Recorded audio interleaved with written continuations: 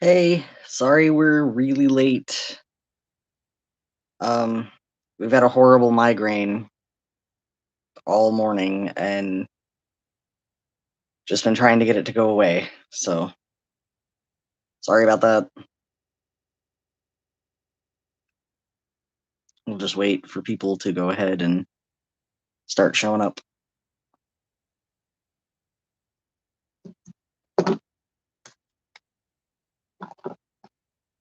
Time. Go ahead. Yeah, we're using our phone today for the live stream.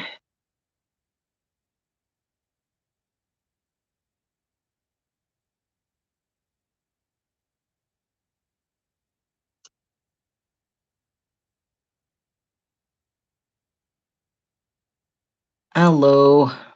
Nice to see you guys.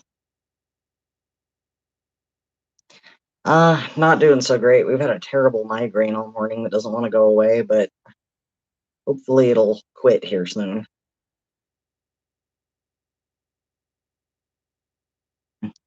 Happy Sunday to you too.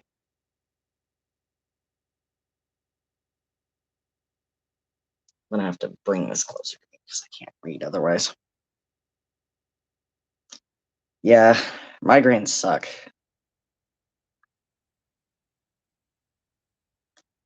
Yeah, I hope so too. Yeah, yeah, it's not fun. It's kind of why we look kind of a mess at the moment. How was your week? Our week was pretty good.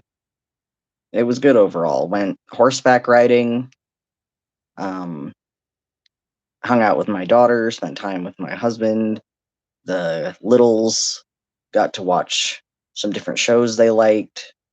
I got to watch some stuff. We played a bunch of board games. It was actually a pretty nice week.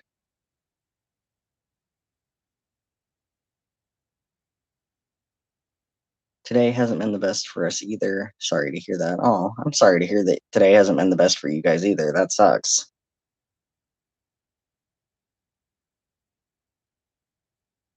That's good to hear. Yeah, it is. It's really nice when your week goes well.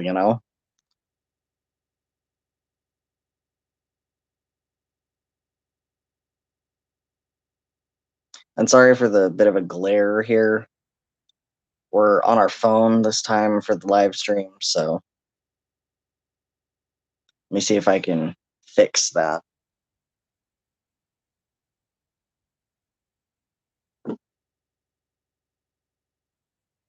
There we go. That's better.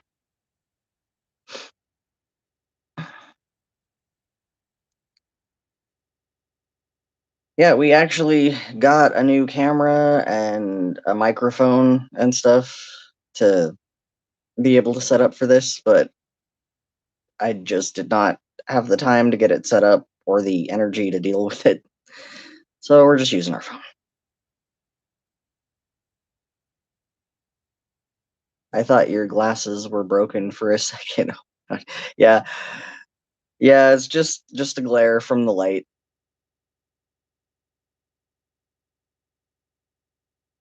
We wear glasses too, we feel you. Yeah. Sorry, ran late. That's okay. We were running late too. So it's all good. Just had terrible headache and just it still hasn't completely gone away and it's starting to irritate me now. I'm gonna drink a little bit of water and I'm hoping that's gonna help. So hold on if I'm a little jiggly here for a second.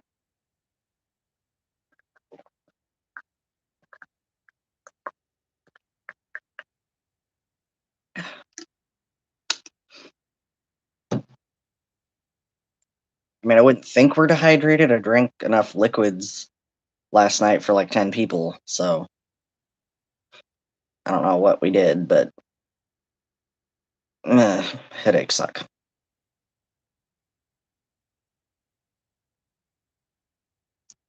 So, what's everybody up to on this fine Sunday? Anybody got any good plans for their last day of the weekend?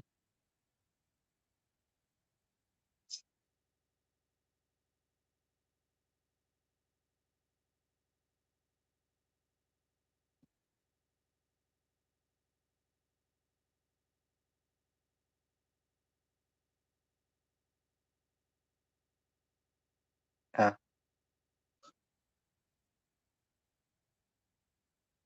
Wrapping up a Pokemon event. Oh, that's cool. A lot of us play Pokemon in some form or another, mostly the original video games or the ones on the Switch and stuff like that, so that's pretty awesome.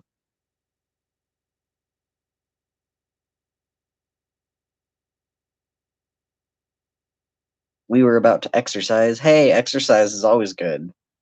Get those endorphins flowing, keep your body healthy. That's always a good thing. Trying to catch the strays I didn't get to yesterday. Ah, okay. Yep, definitely want to pick up those stragglers in any sort of Pokemon event. Nothing much. I don't think I have anything planned. Just a chill day. Ah, hey, nothing wrong with that. Everybody needs time to just chill sometimes.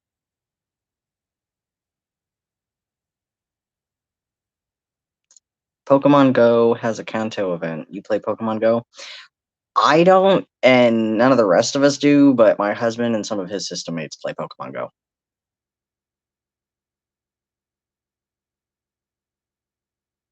He really likes it, so I'm I worry about how clumsy I am, and some of us are that we're just going to trip and fall and die if we're trying to play Pokemon Go. So we've mostly avoided it. It's hard, but we've been doing it for a month, and it's going great so far. I'm proud of us all for doing it so consistently. Oh, that's awesome. Hey, you know what? Consistency is key in making any kind of changes, and exercise is important. We've actually been working on learning Spanish because I took Spanish in high school and I've always wanted to get better at it. So I'm using a language app called Duolingo to try to gain some fluency in Spanish because we figure it might help us, communicate with more people and, someday down the road get a job, maybe a little easier.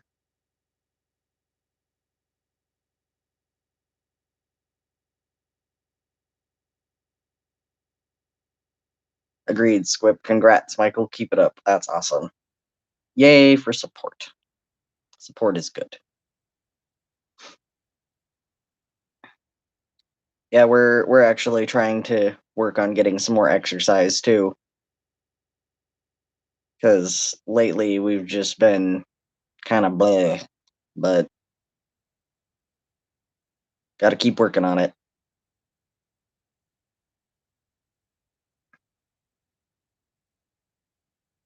We have been having fun though, testing out some new healthy recipes for different things. Like yesterday, I made some Italian flavored hummus using some Italian herb paste instead of the usual spices, and that was actually really good on some crackers. So, if nothing else, at least we're stepping up our eating to a little healthier.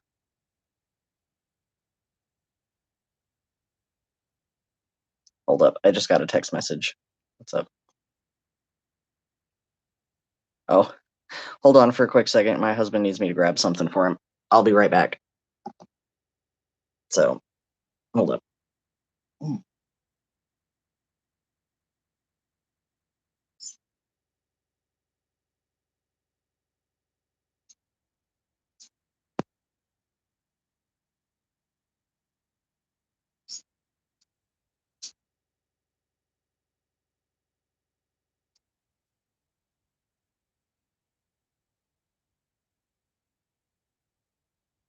So,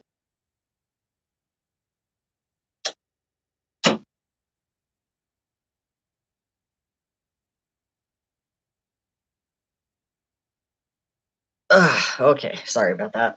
Just had to grab something for him. He needed my help.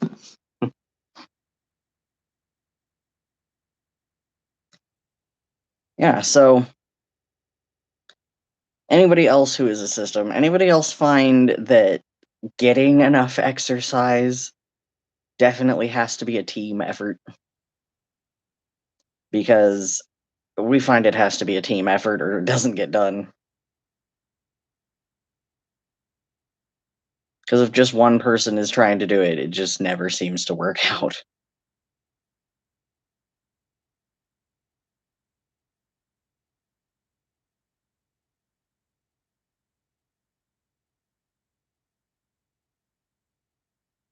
Hold on. Just gonna get a quick drink of water here.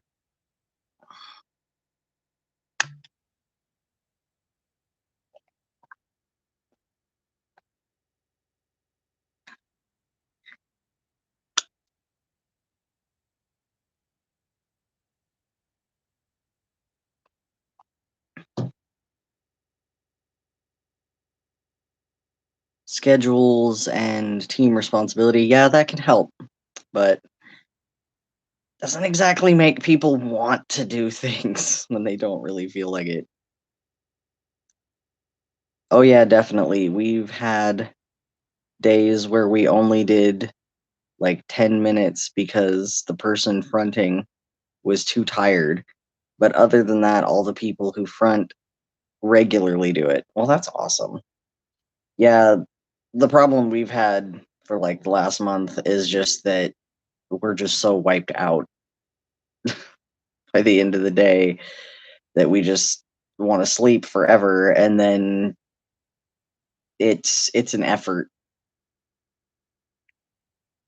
And I think that's largely because we've been doing a lot of trauma processing and we've had some physical health issues. So gathering up the energy for any of us to do anything that requires physical movement has been kind of hard, but we're still trying to work on it. The kids, on the other hand, I mean, if we could go to the park and stuff like that, the littles would run around like crazy, but COVID. So,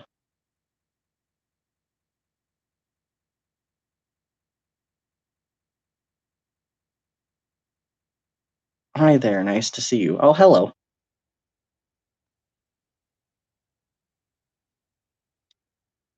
Honestly, who isn't tired all the time these days? Yeah, pretty much.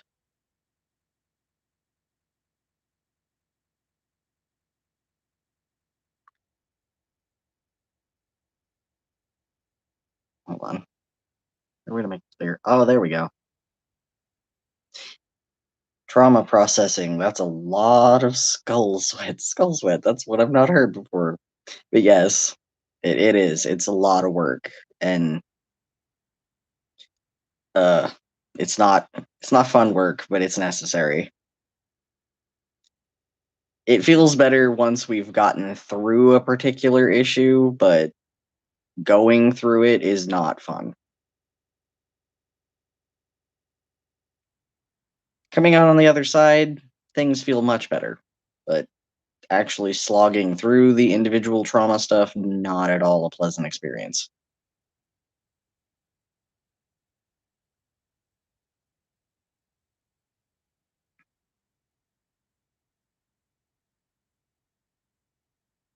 I feel you. I've been at my stuff for 8, 9 years now. Yeah, that's about how long we've been doing it too. We've just been trying to get through it all.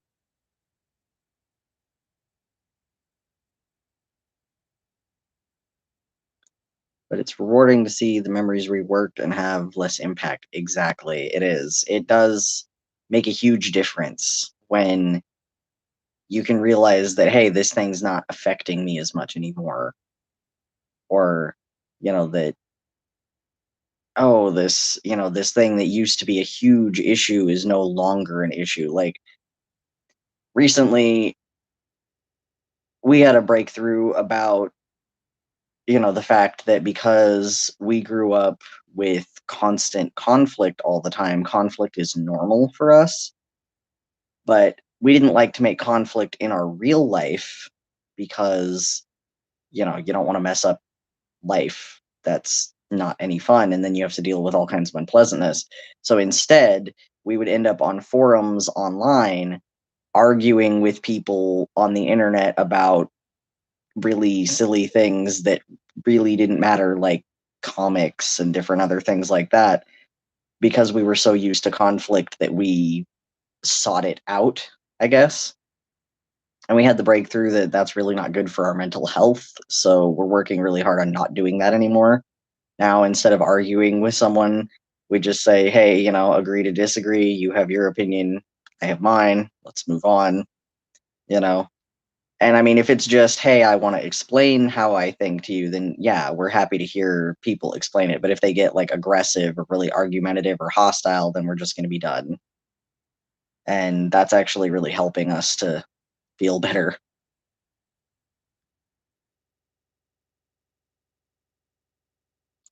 I feel like the therapy is like exercising. It sucks while you do it, but it pays off in the end. Yeah, exactly. It's it's a lot of work. It's very unpleasant, and then you get through it and you're like, "Hey, look at this. There's this benefit that I've gotten out of it." And I mean, I wouldn't compare it to all exercise necessarily, probably more like heavy exercise, like the stuff that you feel like you're dying while you're doing it.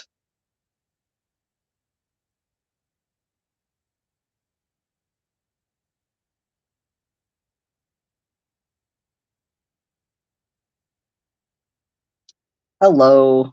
Nice to see you.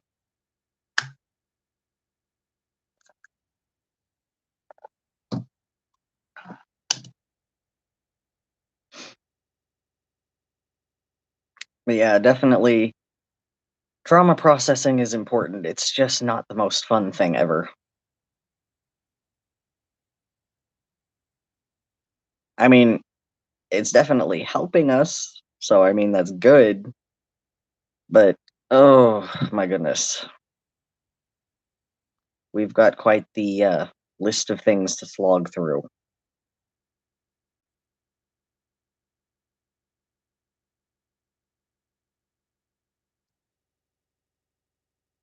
Do you mind or are you up for a personal question? Yeah, go ahead. Feel free to ask. Matai system. How are you all doing? We're doing all right. I have a migraine, but you know, hopefully it's gonna pass here soon. But that's why we were late getting this started.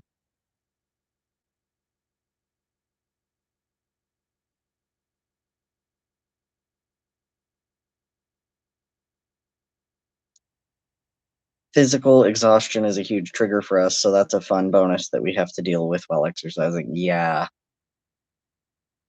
Yeah, that's not any fun. I'm sorry to hear that. That's no, that's not fun. For us, physical pain is a trigger, and because, you can be really sore after heavy exercise, that can definitely be really hard, so we can kind of understand that a little bit. Um, yeah, that's no fun. That must make it difficult.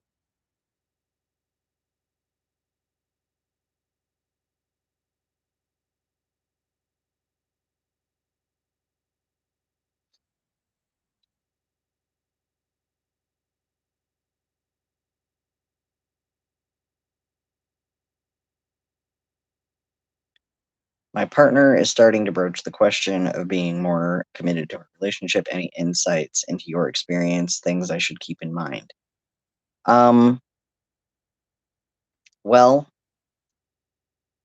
based on our personal experience, I would definitely say make sure that you keep really good communication and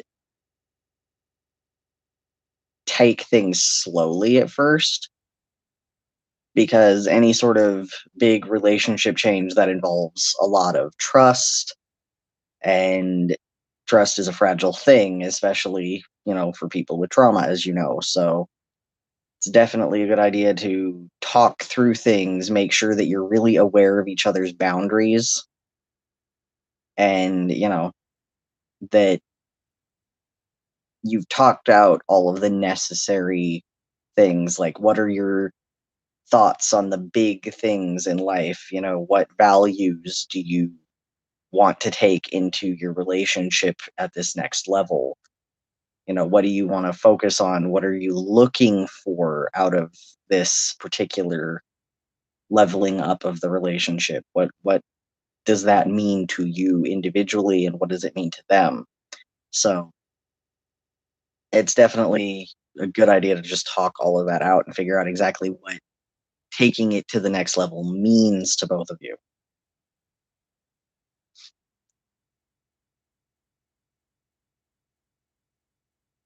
Our body suffers chronic cluster headaches, so we understand head pain. I'm sorry and hope it passes soon. Communication is key. Yes, agreed. And yeah, thankfully, we don't have cluster headaches. My poor husband and his system does, but we do get migraines every few months or so. They're not fun. We do not enjoy them, but thankfully, they're not constant.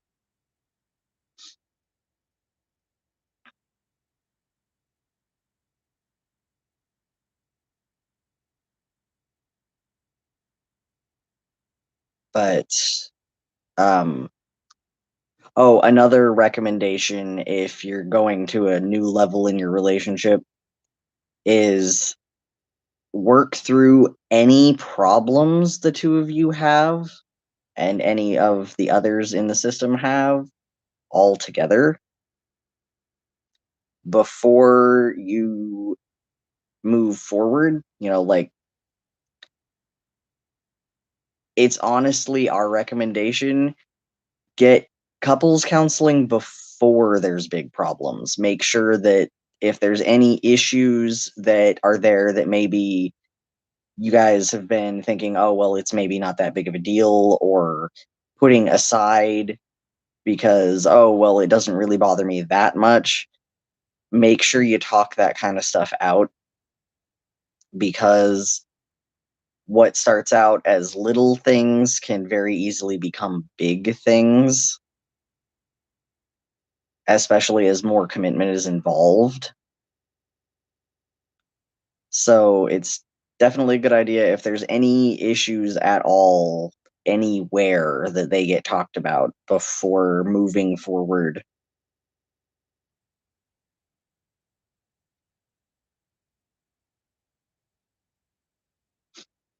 I'm concerned how everyone in her system will react as opposed to the host. So far, the protectors are excited or okay with it, and the littles are over the moon excited. Definitely, in that case, keep up communication, check in with everybody that you can, and see how they're feeling about it. Because you definitely want to try and get everyone's input if at all possible. I mean, anybody who's going to be willing to talk to you, anybody who's willing to talk to your partner and discuss it as well is also good, because starting a more committed relationship without everyone being on board will cause a lot of problems just based on personal experience. So definitely make sure that everyone's 100% okay, or at least neutral to the idea.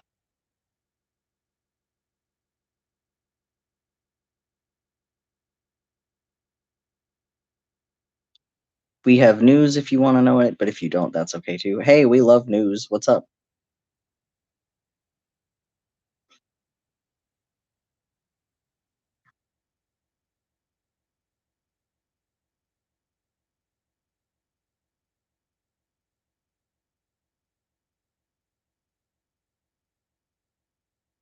Ah, just some losing the glasses a little bit here.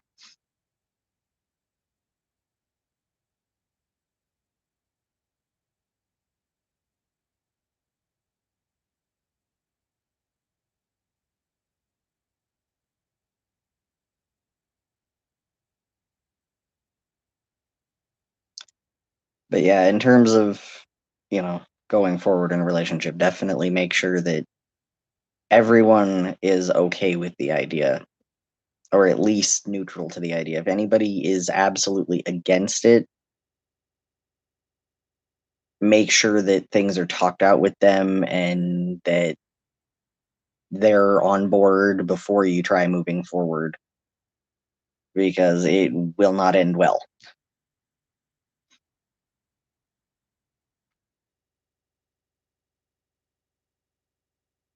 So me, Amber, the host, has split and now have a co-host to help me. She's called Tior and is Vulcan. Oh, cool. I'm a super big Trekkie, so yay Vulcans. That's awesome.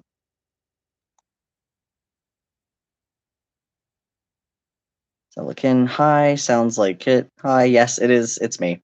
It's Kit. Sorry, I didn't mention who it was when I started. Migraine, brain a little confused at the moment, so. Thanks for the feedback. I haven't heard from 12 of them, but then again, they don't communicate much. Yeah, that makes sense. Definitely just, in that case, take it slow and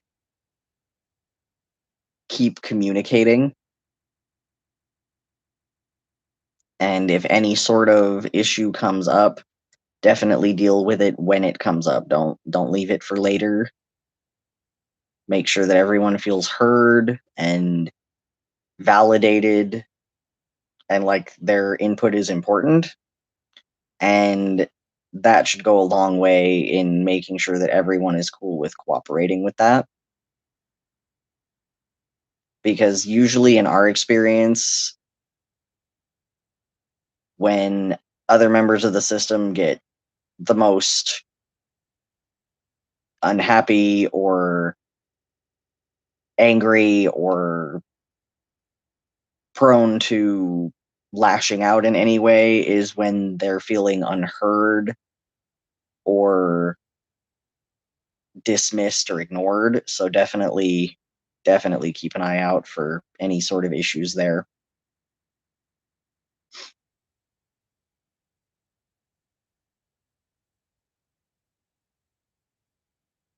How do y'all deal with denial? Because we have it pretty bad these past few weeks.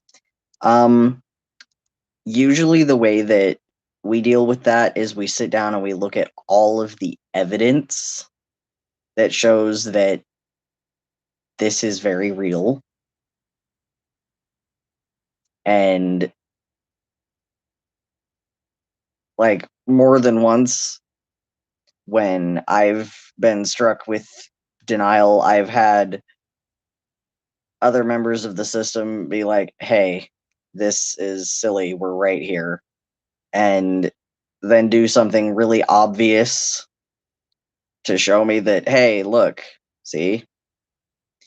And that usually helps. Looking back at journals if you have them, um, looking back at experiences, looking at, memory and different things like that has definitely been something that's helpful for us. Um, Otherwise, just remind yourself that denial is part of this disorder and that it's your brain trying to protect you all from the things that it feels that you're still not able to handle, and that it can be worked through. It's not permanent.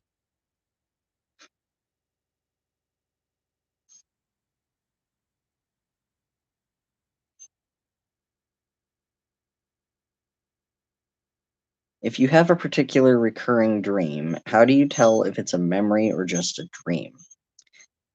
In the case of that, we've usually found for us that a recurring dream that we have over and over is either a memory or an issue that we need to deal with that we haven't been dealing with in our day-to-day life. Like, if we're having a recurring memory about a particular issue, then it usually means that there's something that we need to deal with that we've been avoiding either unconsciously or that we didn't realize was a problem. But if you're having the same dream of an event over and over and over again,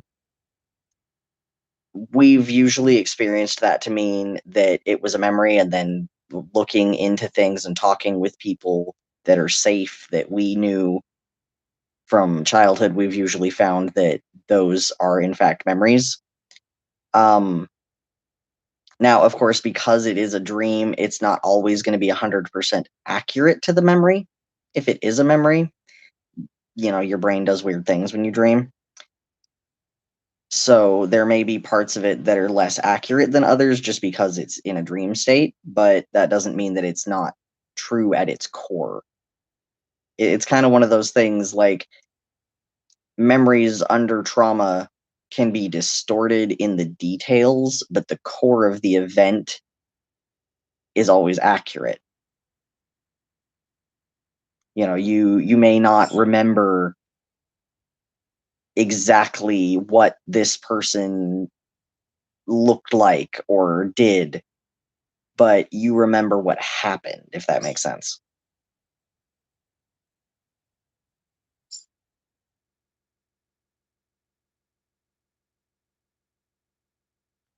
LOL, so am I. I love Star Trek and always admired Vulcans and their control over emotions. Could that be why she's a Vulcan? It's possible.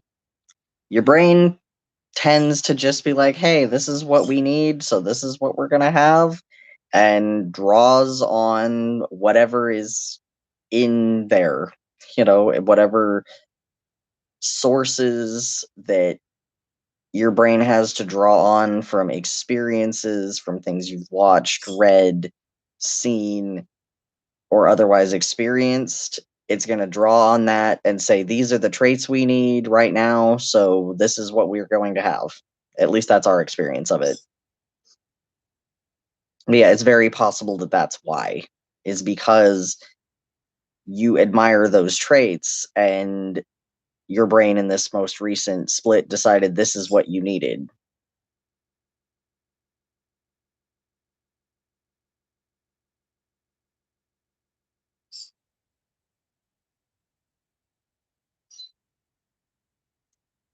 Star Trek is an awesome show. First show I ever watched was Trouble with Tribbles. I was hooked ever since. Oh, I love that one. That one was so fun. Don't hate me, but Star Trek is defo better than Star Wars to me. Yeah, I like Star Trek better too. It's okay.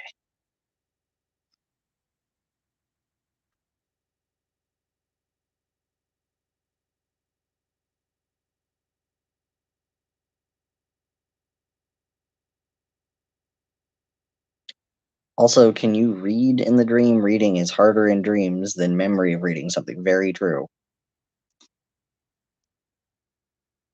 For us, we have super vivid dreams, so we're always able to read in dreams.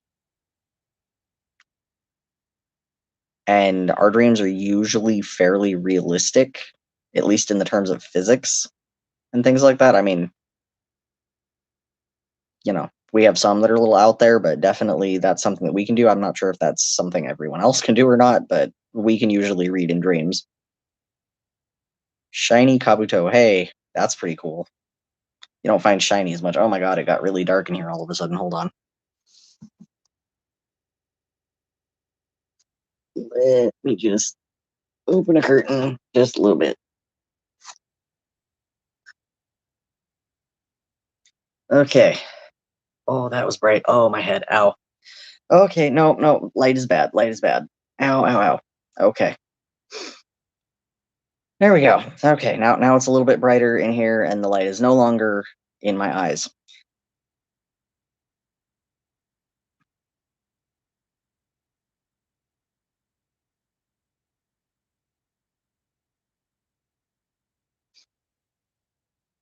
Oh, I missed that one. Dreams have logical inconsistencies. Look out for those. That's very true.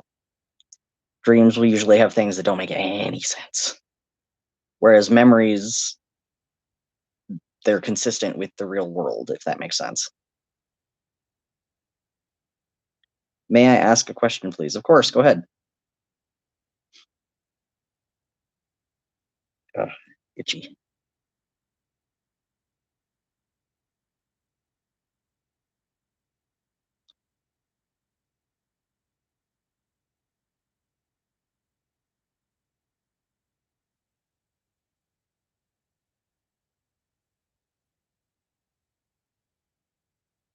We're always happy to answer questions if If there's ever a question that we're not comfortable answering, we'll just say so. Feel free to ask anything you want to ask, though. If we're not comfortable, we'll just let you know.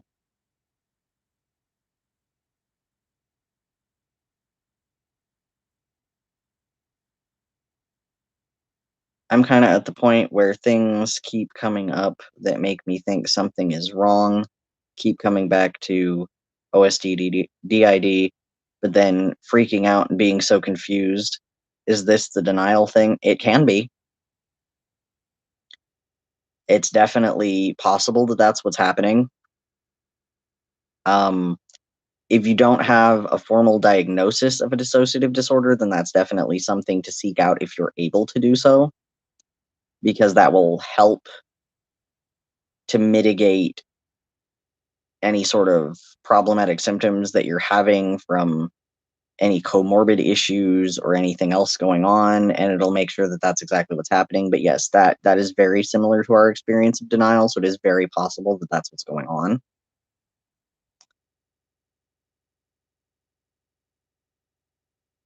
And how can I find out what's going on? I can't find much about the finding out phase of this.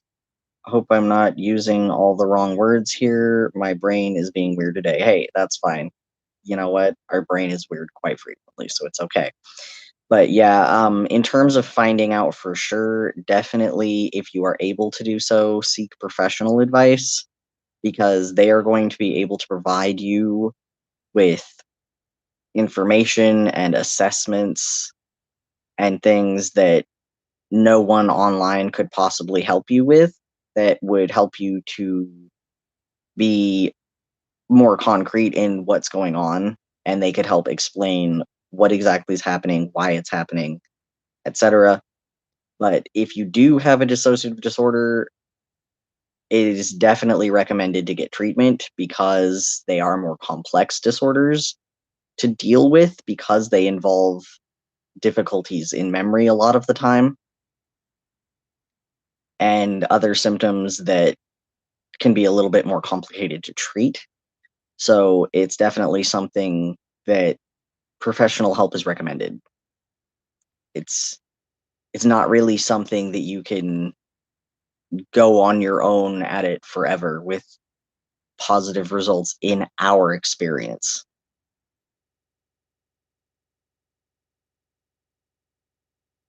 Therapists freak me out too. Never get past the first appointment. Still trying though, huh? Yeah, it can be hard. It is. It's hard. It's not easy. It's not easy to trust someone like that. It's not easy to be open with someone like that. It is not easy. Um, given the fact that it's COVID right now, have you guys tried anybody's tried the what is it? Okay, sorry. Brain thought is gone. Has anybody tried any of the online therapy options that are out there? Or any of those good? Because we don't have any personal experience with those, so we were just wondering if anybody had any recommendations on those. But telehealth is something that we've found to be really helpful. So if in-person therapy is really uncomfortable, that could be an option that might help.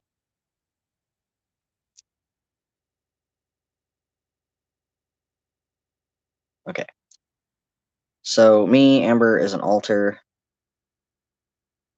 and it was me who split, which is a first for our system. And I have found splits are usually instantaneous, but with me, it happened over several weeks. Is this normal, or did our brain do it wrong? Well, there's no way for your brain to do it wrong. Let's offer some comfort on that one right now. There's no way to do it wrong. It can be different for different members of the system, and it can depend on what the trauma is, and it can depend on why the splitting happened.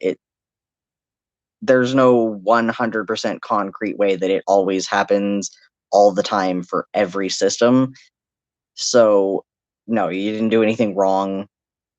And sometimes things can be a little different if you're the host. Sometimes because of your greater attachment to the outside world, it can make things a little bit more complicated, I guess, because I've actually had a couple of instances where people split off of me directly, and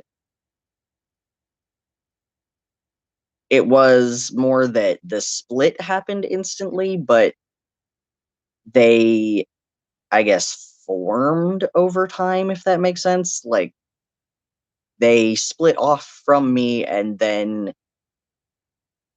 formed into the person they were going to be over time, if that makes any sense.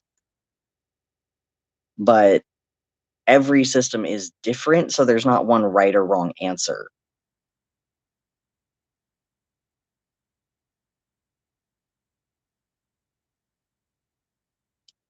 Okay, thank you. I really like to hear your view on things. Oh, you're very welcome.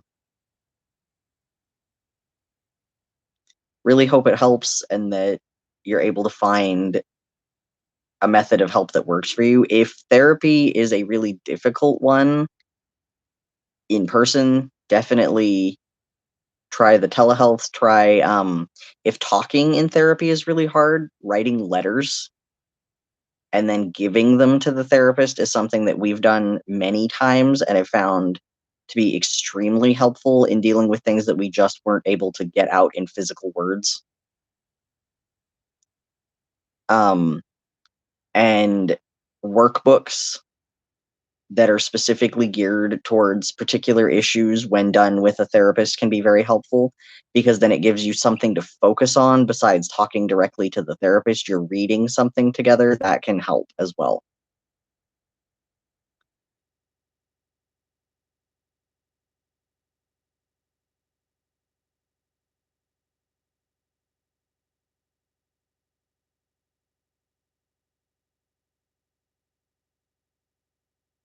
Thank you for sharing your experiences on that, Squip. That's awesome to share that because that's definitely a good point.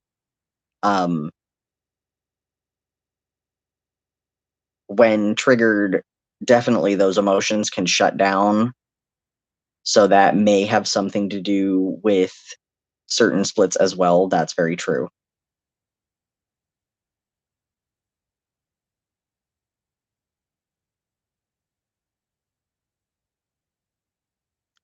Yes, that is it. You explained it better. It took weeks for her to form. You're much better with words. Oh, that's okay. It's there's no right or wrong way to be, and as long as you're communicating and, people can understand what you're talking about, it's okay. Trust me.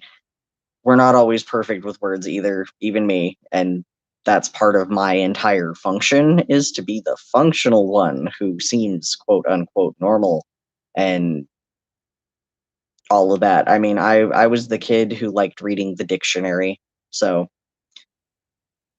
words are, I guess, a safety thing for me. It always felt safer if I knew what things meant. And if I could explain things in the most concrete terms possible, that always felt safer. So that's, I think, part of why I did that. But as long as you're understood, that's all that matters. And if someone's not understanding you, then it's always okay to clarify. Communication is difficult. Human beings are not perfect at communication in general. So there's always going to be misunderstandings and things like that happening. So just, say, hey, this is what I mean, or no, no, no, you're not understanding. This is what I'm talking about. It's always okay to let somebody know that they're not getting what you mean, or that maybe it didn't come across the way you intended. I have to do that fairly frequently when I'm trying to ask a question and it's just not coming out the way I want it to. And so the question I'm asking is not what's being answered because the person is understanding my question differently than I'm trying to explain it to them. So it's okay, it happens.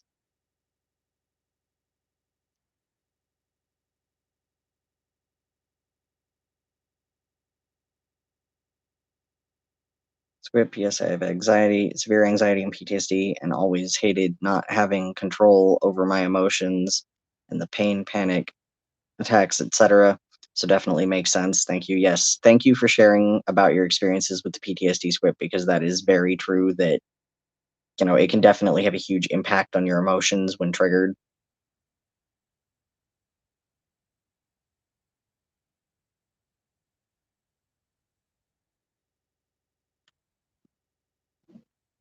Hit encryption and decryption. Message sent is not always message received. Exactly. Exactly. And then, for us, the fact that, on the autism spectrum, our brain doesn't always make the words that we want it to. It doesn't always find the right words. There's lots of times when I'm trying to say something and I just can't explain it. I find usually in those cases, if I write it down, then it's a lot better because then I can stop and slow down and think it out a little bit more. But that's why um, my husband and I and each of our systems have agreed on what we call active communication that we've learned about. Other people have different names for it, but that's the one that we've always heard was active communication, where it's, a person says something, you listen completely intently without trying to form an answer. And then it's, okay, so what I'm hearing is this. Is that what you mean? And then if that's not what they mean, then they can explain, oh, no, what I mean is this. And then you just keep talking until the meaning is understood without any sort of judgment or anything like that. And that's been really helpful for us, thankfully. Okay, thank you very much. I have to go now, sadly. Have a very good night. Oh, thank you. Well, you have a good one too, and hope that things get better for you. And I hope that, this was helpful and,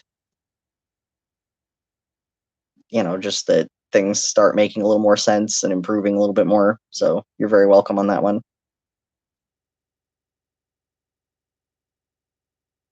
Anti system, being a trauma holder and host has been so hard for me these past few years, I would imagine.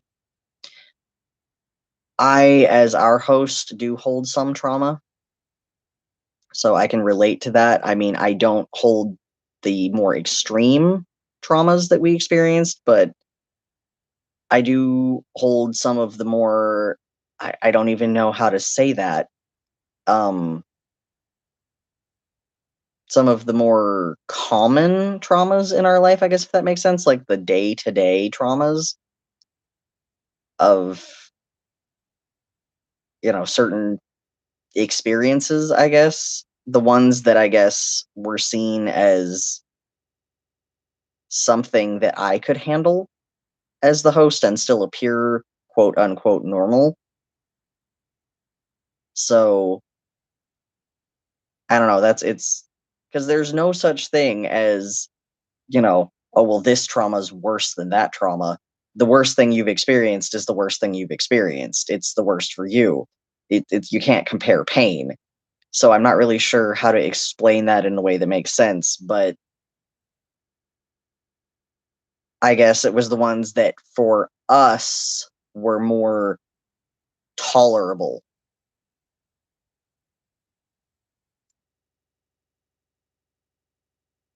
Something my therapist taught me, we have control over one and only one thing, and that is our current thought. Everything else is influence.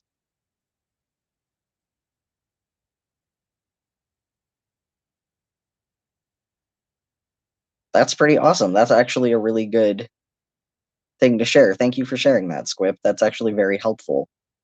And it's very true, too.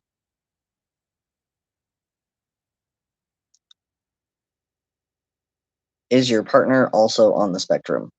No.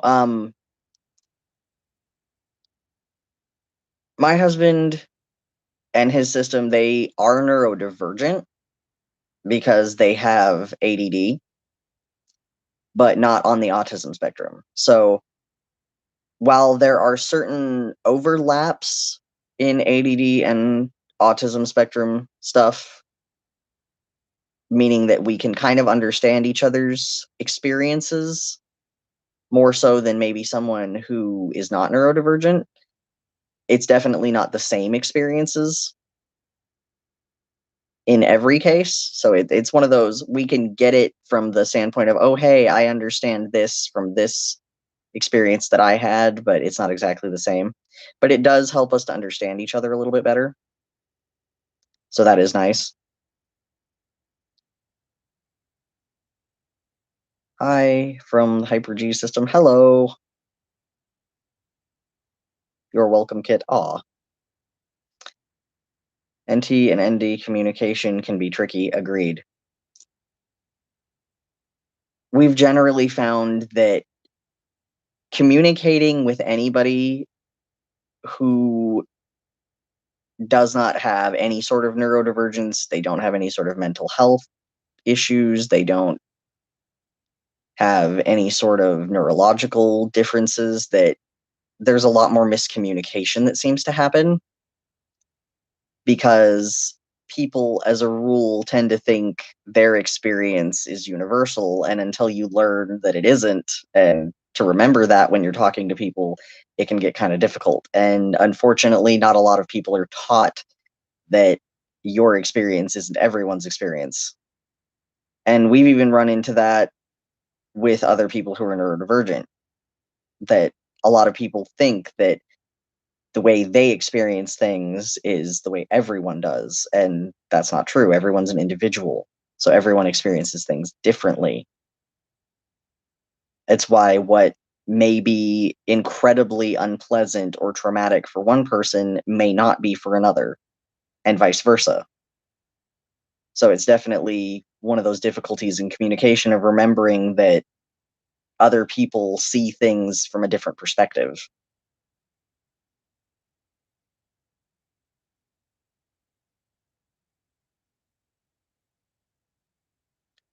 Aspie Jedi as an autistic system, we understand that. Yeah, it's it's just one of those things that we really wish people were taught more, is that there's no such thing as a wrong way of experiencing things.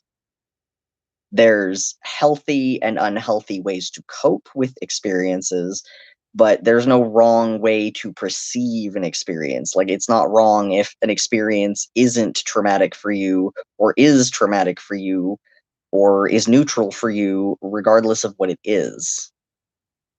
There's no wrong way to experience an event. But we're going to go ahead and finish up here. We're going to do a few more minutes of any questions or talking or anything like that, because honestly, this migraine is just starting to get a little overwhelming. And we definitely need to just go take it easy for a little while. But if anybody else has anything else that they'd like to say, feel free to say that before we go ahead and end the stream.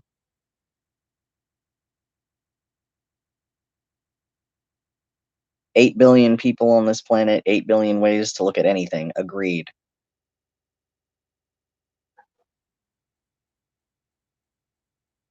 We wish schools would teach the double empathy model. That would be nice. It'd be nice if schools taught a lot of things, life skills, character. We really wish they would. Like, nobody teaches you how to buy a house. Nobody teaches you how to take out a loan. You know, we really wish they would teach these kinds of things. Be safe, y'allins. Take care of y'all selves. Oh, I thank you. We will do our best. Hoping you feel better. Aw, thank you. Much appreciated. Alrighty. So, unless anybody else has anything they want to ask or say. Oh, okay, Kit. It was lovely to talk to you again. Go do what you need to do and stay safe. Oh, thank you. Much appreciated. We appreciate all you guys, and we appreciate being able to talk to all of you. And we're really glad that we could do this, even though we have a headache. So, thank you for being here and talking with all of us and explaining experiences and letting everybody in the comments and us hear these things. It's always great to hear other people's perspectives. It really helps, because, you know, you can always think of something in a new and innovative and different way when someone else explains how they maybe think about something. So it's definitely awesome to always get to talk to you guys in these streams. So we really appreciate it. All right, gonna go ahead and end the stream now. So you guys have a great rest of your day. Be safe and take care of yourselves, okay? Bye, everybody.